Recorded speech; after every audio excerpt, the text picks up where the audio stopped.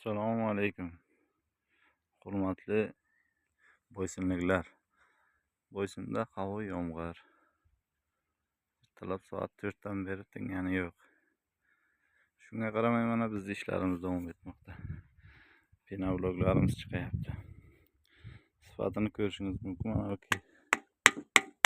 kecha chiqqan bloglarimiz. Juda qattiq, o'ta sifatli.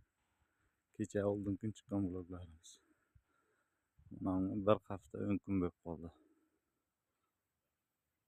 Hammasi zakazga 14 ming so'mdan chiqarib yuklab beryapmiz joyidan.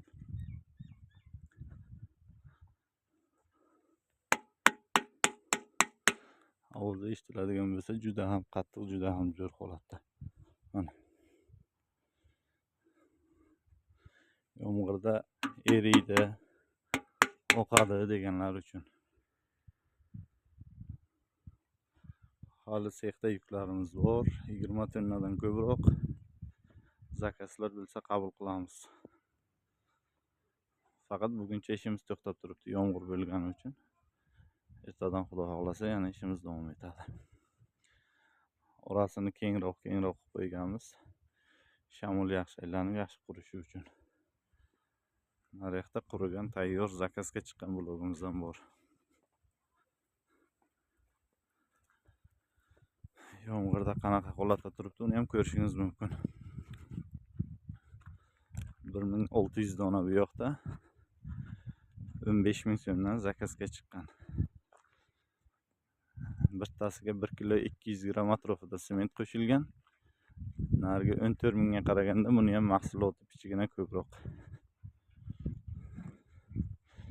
E'tibor bergan bo'lsangiz, ust qismi ozroq nam bo'lgan.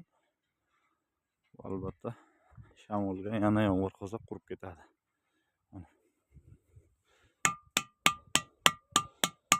Ovoz eshitiladigan bo'lsa, juda ham zo'r holatda turibdi.